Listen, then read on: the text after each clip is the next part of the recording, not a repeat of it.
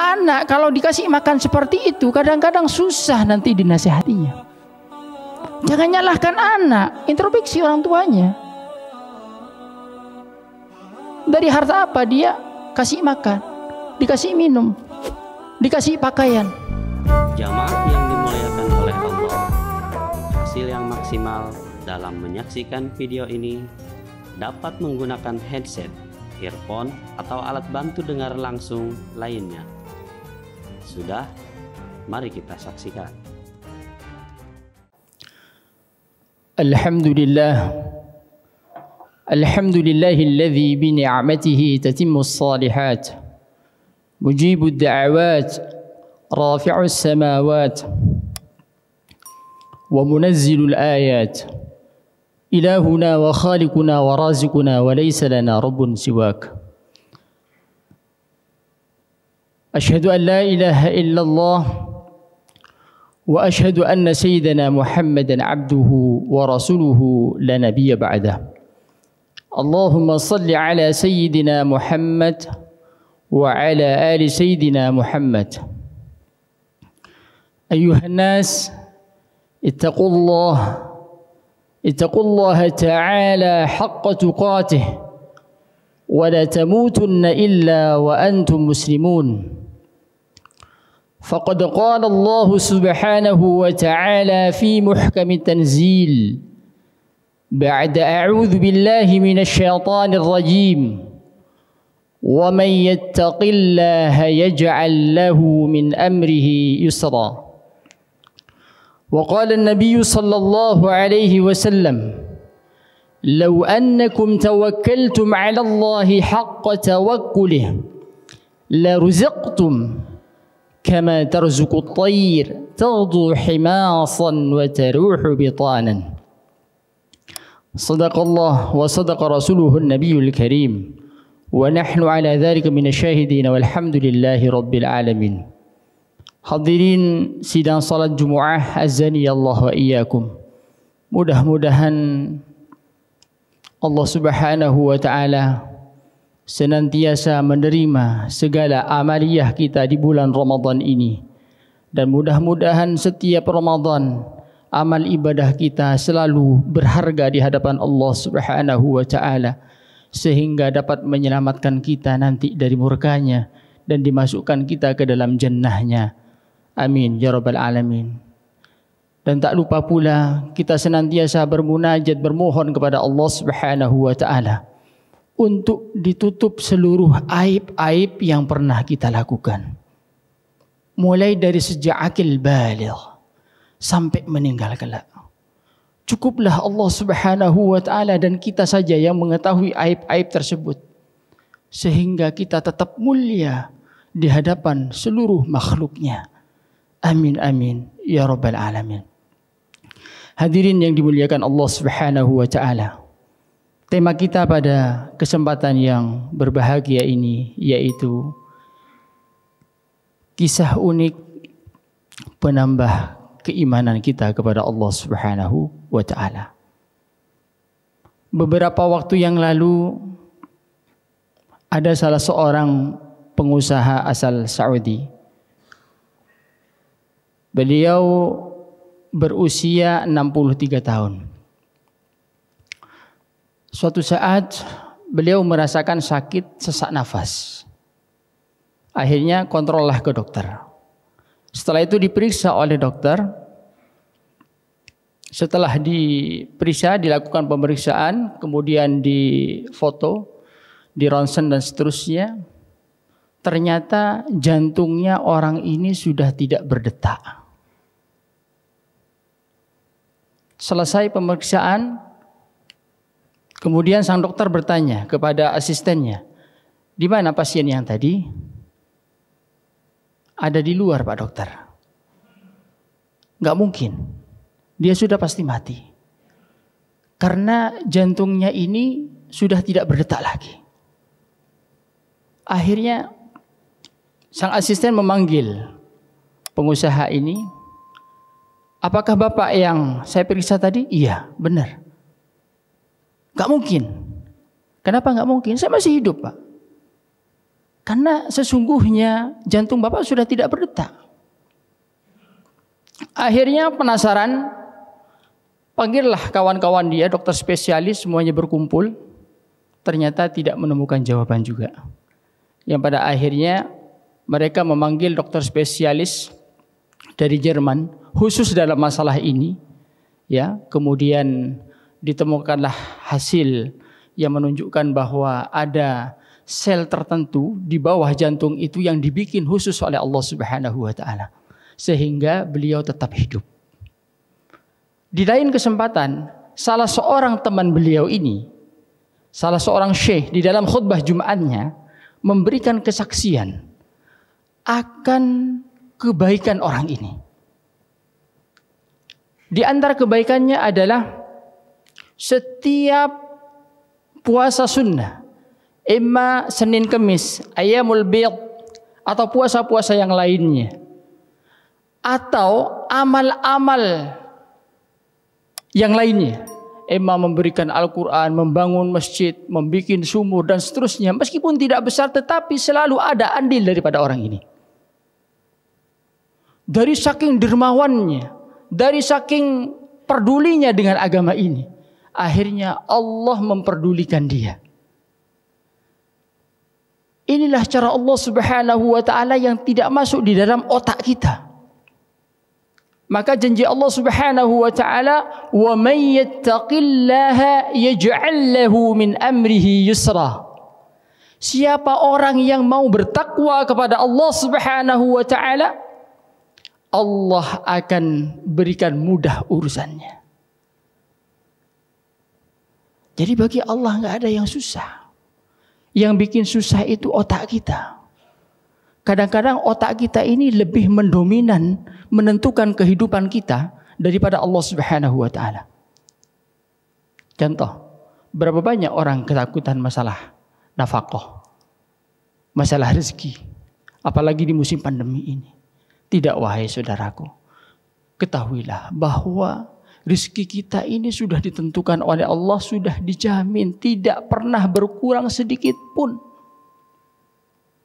Kalau ada rezeki kita yang tidak nyampe, maka kita tidak akan pernah disebut dengan wafat.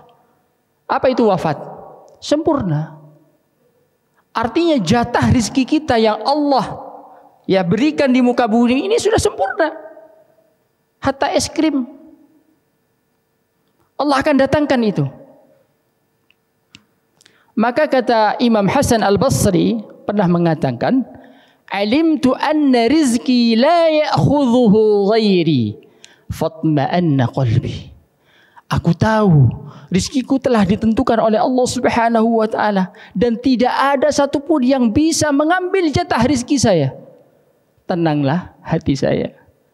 Jadi jangan pernah beranggapan bahwa kalau ada mungkin kita punya proyek, kemudian ternyata sebagian proyek itu diambil oleh orang lain, kemudian kita muring-muring tidak terima. Tidak, itu bagian dari takdir Allah Subhanahu wa taala. Ini bentuk keimanan kepada Allah Subhanahu wa taala. Keimanan ini, tawakal ini butuh latihan juga. Sebagaimana kita latihan olahraga bela diri. Kalau kita tidak latihan setiap hari, maka tidak mungkin kita akan menjadi ahli. Tidak akan menjadi seorang suhu. Begitu juga dengan keimanan, butuh dilatih. Ketawakalan ini butuh dilatih, bukan hanya dengan ucapan belaka. Maka kata Nabi SAW, "Lau annakum tawakkaltum 'ala Allahi haqqa tawakkulih." Seandainya kalian betul-betul bertawakal kepada Allah Subhanahu wa taala, la ruziqtum, pasti. Allah tidak katakan mudah-mudahan, tidak. Tapi Allah katakan pasti. Allah akan berikan rezeki kepada kalian. Sebagaimana Allah telah berikan rezeki kepada burung. Berangkat pagi, pulang sore. Tawakal luar biasa. Ini mohon maaf, burung gak ada yang pernah lembur, Pak. Tapi Allah berikan kecukupan, kebahagiaan, karena burung gak tamak. Hadirin yang dimuliakan Allah Subhanahu wa taala. Cerita yang kedua. Ini terjadi pada salaful ummah. Suatu saat ada salah seorang yang saleh pada waktu itu. Beliau seorang pengusaha, bisnismen yang berasal dari Irak. Ingin melakukan tijarah, perdagangan ke negeri Damaskus. Karena zaman dahulu itu kan kalau berangkat hanya mengandalkan matahari, tidak ada lampu penerangan. Suatu saat nyampailah beliau di sebuah hutan yang pada waktu itu sudah lelah, akhirnya memutuskan untuk istirahat. Sepertiga malam beliau bangun. Awal malam sekitar mungkin jam 11 jam 12-an begitu, beliau bangun seperti biasa beliau melakukan sholat tahajud 2 rakaat. Setelah selesai 2 rakaat mau bangun ke sholat yang berikutnya, tiba-tiba di sebelah beliau itu sudah duduk seekor singa yang mengaung-ngaung kelaparan. Betapa kagetnya beliau ini. Kaget. Dan disitulah orang saleh ini ingat kepada Allah Subhanahu wa ta'ala. Dan dia tawakal betul kepada Allah Subhanahu wa ta'ala. Kemudian dia berkata kepada singa ini, wahai singa, kalau kamu memang diutus oleh Allah Subhanahu wa ta'ala untuk menerkam saya, maka saya tidak akan lari dan saya tidak akan melawan. Percuma, pasti saya mati. Tetapi kalau kedatanganmu ke sini hanya untuk mengganggu ibadah saya, wallahi saya akan doakan kamu kepada Allah Subhanahu wa taala, mudah-mudahan Allah enyahkan kamu. Kau matikan oleh Allah Subhanahu wa taala. Tak lama berkata kepada singa ini tertunduk malu, hadirin sekalian, malu. Kemudian meninggalkan orang saleh ini.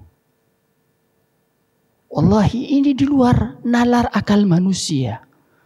Betapa ketika seseorang telah dekat dengan Allah Subhanahu wa taala, sesuatu yang tidak mungkin pun Allah beri. Kalau kita senantiasa mengandalkan kekuasaan Allah dalam kehidupan kita ini, pasti kita akan selamat. Wallahi kita akan selamat. Tetapi kalau kita lebih mendominankan akal di dalam kehidupan kita ini, maka akan binasa kita. Wal'iyadzubillah. Cerita yang berikutnya ini terjadi pada zaman sahabat Nabi sallallahu alaihi wasallam yang bernama Al-Ala Al-Hadrami. Al-Ala Al-Hadrami ini diutus oleh Rasulullah sallallahu alaihi wasallam menjadi seorang panglima pasukan perang pada waktu itu. Berangkatlah beliau nyampe di sebuah hutan. Kemudian beliau mengutus pasukannya untuk memeriksa dulu kira-kira seperti apa, kira-kira bisa dilalui apa tidak. Akhirnya pasukan mengecek lokasi dan melaporkan kepada Ala Al-Hadrami ini, wahai Amirul Mukminin, tidak mungkin kita meneruskan perjalanan ini. Karena jalannya, medannya cukup sulit. Apalagi ini sudah menjelang malam. Tidak mungkin kita meneruskan. Dan di sana banyak hewan-hewan buas yang siap menerkam kita sewaktu-waktu. Taib.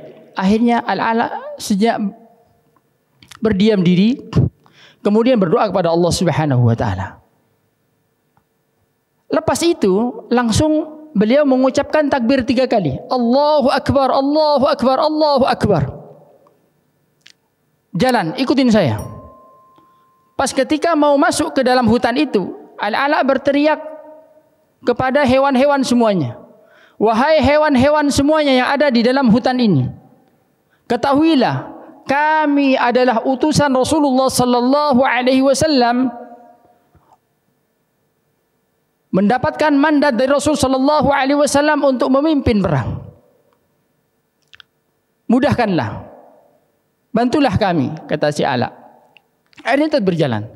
Coba apa yang terjadi? Hewan-hewan yang biasanya saling memangsa, singa dengan kijang dan seterusnya itu, yang biasanya saling memangsa, kemudian berdiri berjejer, seolah-olah memberikan isyarat, memberikan jalan keluar terhadap pasukan ini.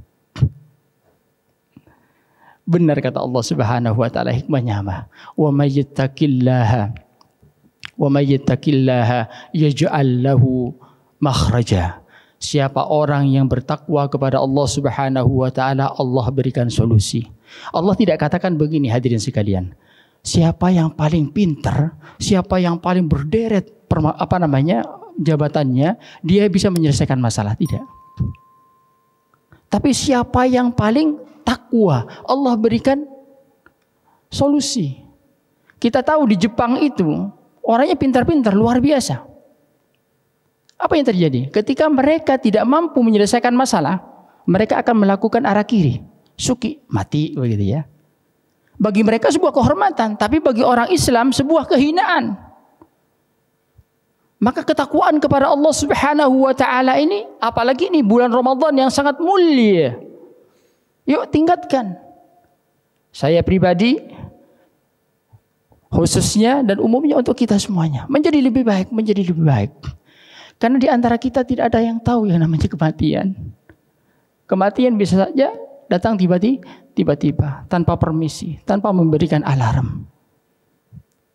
Sedikit saya kupas tentang masalah maut. Kata Nabi SAW, wa inna lil mauti la sakarat. Orang yang mati itu pasti sakarat. Apa itu sakarat? Rasa sakit yang diderita oleh si mayit ini. Calon yang mati ini sakit. Maka ada yang kita lihat, ada yang mungkin bergerak-gerak tubuhnya, ada yang mungkin merasa kesakitan banget, ada yang sampai ngorok. Tapi tak jarang juga kita menemui ada orang yang ketika hendak mati tersenyum dia. Kenapa tersenyum? Karena perasaan. Orang kalau perasaan senang, Mbak, kira-kira senyum nggak kira-kira? Senyum. Nah, orang juga ketika orang mau mati perasaannya senang. Kenapa senang? Karena datang malaikat. Innal ladzina qalu rabbuna Allahu thumma istaqamu tatanazzalu alaihimul malaikatu alla takhafu wa la tahzanu wa abshiru bil jannah وَأَبْشِرُوا بِالْجَنَّةِ الَّتِي كُنْتُمْ تُوعَدُونَ. Malaikat berbisik ke sebelah kanannya. Ya, mudah-mudahan telinga kita semuanya, hadirin sekalian. Wahai fulan, enggak usah takut, enggak usah bersedih. Allah telah sediakan surga kepadamu. Masya Allah. Senyum enggak kira-kira, Pak? Senyum. Mudah-mudahan kita termasuk di dalamnya. Untuk bisa begitu, ayo kita contoh salafun saleh, para sahabat, ya. Karena mereka adalah orang yang sukses. Kalau kita pengen sukses, belajar sama orang sukses. Jangan belajar sama orang gagal. Jangan belajar sama orang pecundang. Gak bakalan sukses kita. Terakhir, yaitu kisah Amirul Mukminin Umar ibn Khattab radhiyallahu anhu. Waktu itu beliau mengutus gubernur, ya, ke daerah Mesir itu, namanya Amr ibn As. Baru seminggu beliau bertugas di Mesir, tiba-tiba sungai Nil itu surut. Seperti biasa orang-orang sana, suku Koptik, ya, mereka melakukan ritual tumbal, ya, tumbal. Ada kambing, ada kerbau, apa semuanya lah, ya. Akhirnya dipanggillah oleh Amr bin As, tokoh-tokoh Koptik ini. Apa yang kalian lakukan? Kami melakukan tumbal supaya sungai Nil ini bisa mengalir lagi. Wah, itu enggak sesuai dengan syariat Islam itu. Tapi yang paling tokcer, yang paling mujarab itu kalau kita menumbalkan anak gadis. Ketika mereka dilempar, ketika dia dilempar, kemudian jatuh, kemudian menites darahnya, tak lama kemudian selalu itu akan mengalir air Nil itu. Taib, kalau begitu saya akan berikan surat kepada Umar, sampaikan kepada Umar tentang masalah ini. Akhirnya dijawab oleh Umar bin Khattab radhiyallahu an, Tolong surat ini dibacakan di depan Sungai Nil. Masya Allah.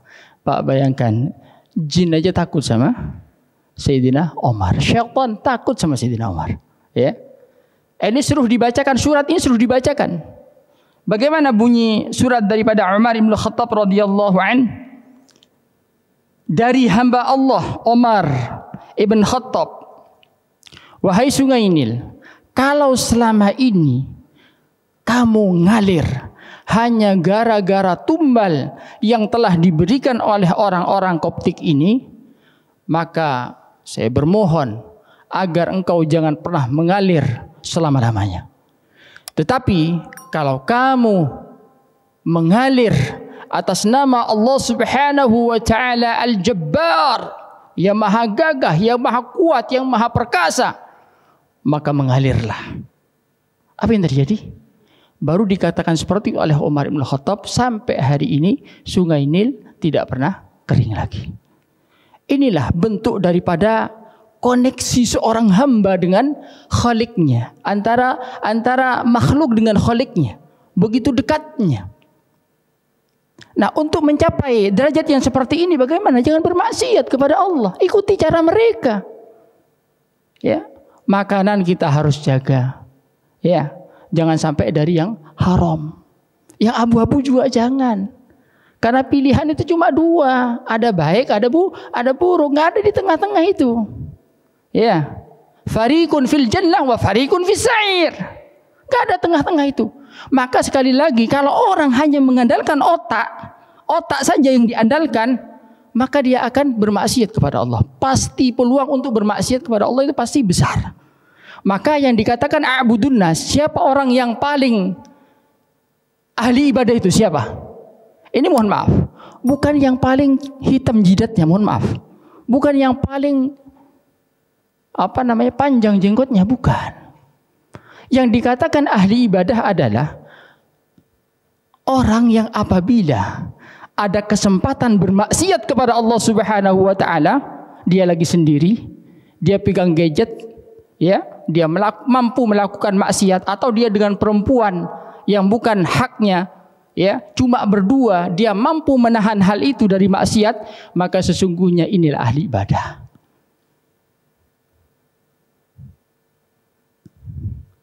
Terutama masalah makan.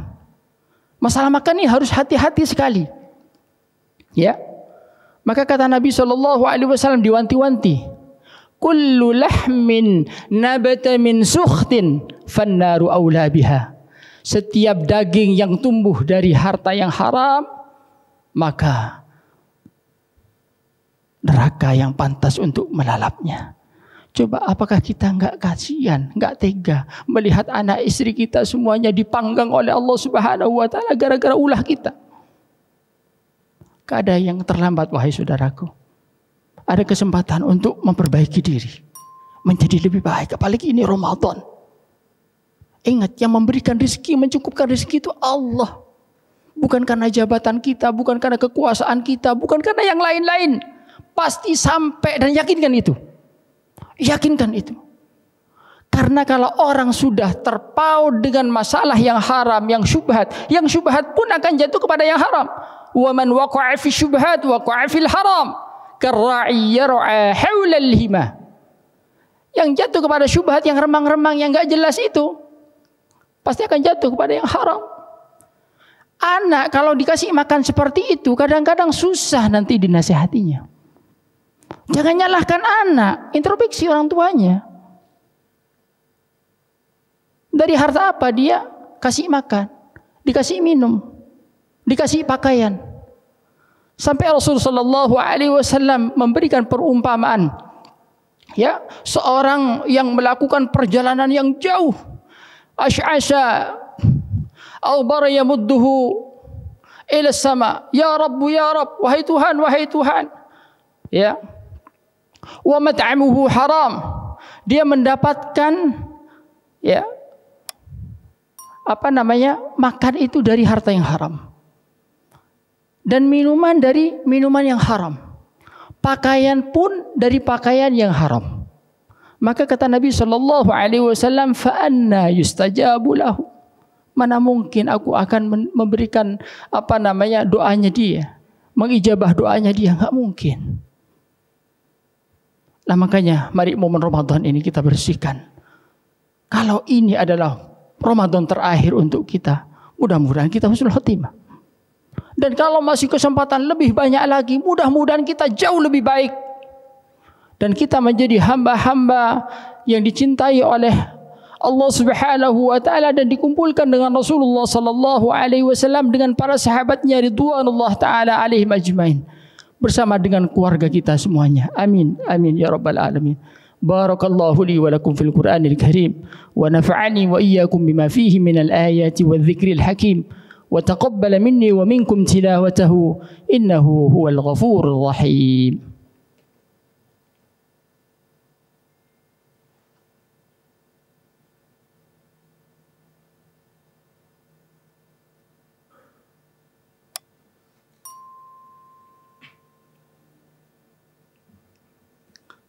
الحمد لله نحمده ونستعينه ونستغفره ونعوذ بالله من شرور أنفسنا ومن سيئات أعمالنا من يهده الله فلا مضل له ومن يضلله فلن تجد له وليا مرشدا أشهد أن لا إله إلا الله وأشهد أن سيدنا محمدا عبده ورسوله لا نبي بعده. اللهم صل على سيدنا محمد وعلى آل سيدنا محمد. أيها الناس اتقوا الله تعالى حق تقاته ولا تموتن إلا وأنتم مسلمون. إن الله وملائكته يصلون على النبي يا أيها الذين آمنوا صلوا عليه وسلموا تسليما. اللهم اغفر للمؤمنين والمؤمنات والمسلمين والمسلمات الأحياء منهم والأموات. Ya Allah, ampuni segala dosa dan kehilafan kami ya Rabb. Ampuni dosa kedua orang tua kami ya Allah. Imma telah mendahului kami. Jadikan kuburnya laksana taman-taman surgamu ya Allah. Ampuni mereka semua, kakek nenek buyut kami, baik dari bapak kami ataupun dari ibu kami semuanya ya Allah. Ampuni mereka ya Allah. Dengan berkah bulan Ramadanmu yang penuh dengan barakah ini ya Dzal Jalali wal Ikram. Yang masih hidup orang tua kami, panjangkan usianya ya Allah. Berikan keberkahan di dalam hidupnya. Izinkan kami menjadi anak yang paling berbakti kepada orang tua kami, selalu mengingat mereka, memberikan fasilitas kepada mereka ya Dzal Jalali wal Ikram. Karena sesungguhnya bapak dan ibu kami adalah pintu menuju surgamu. Jangan jadikan kami anak yang selalu lupa kepada orang tua kami ya Allah. Jangan jadikan kami anak yang lalai, yang hanya memikirkan kami dan keluarga kami sendiri. Ya Dzal Jalali wal Ikram, karena perjuangan mereka lah, karena doa-doa mereka lah kami menjadi orang yang beruntung ya Allah, ya Rahman, ya Rahim. Berikan ya Allah kesempatan kami untuk membahagiakan mereka yang masih hidup ya Allah, ya Dzal Jalali wal Ikram. Ya Allah, tutup rapat-rapat aib-aib kami semuanya ya Allah. Kalau Engkau tutup rapat-rapat aib kami, niscaya kami akan menjadi orang yang paling hina di muka bumi ini. Lebih-lebih di persidangan-Mu kelak ya Dzal Jalali wal Ikram. Dengan barakah Ramadan-Mu ya Allah, ampuni ya Allah. Sungguh ampunan-Mu Kau telah janjikan di bulan Ramadan ini ya Allah. Emma yang terkecil sampai yang terbesar, atau dosa-dosa yang akan datang ya Allah, Kau ampuni semua ya Allah. Ya Allah, kalau Kau tak mengampuni kami, maka kami akan menjadi orang yang paling hina di dunia ini. Ampuni juga kedua orang tua kami ya Allah, yang telah menyusui kami, yang telah kami gigit putingnya sehingga kesakitan ya Allah. Pada malam hari di tengah orang-orang pada tidur, beliau senantiasa bangun menyusui kami ya Allah.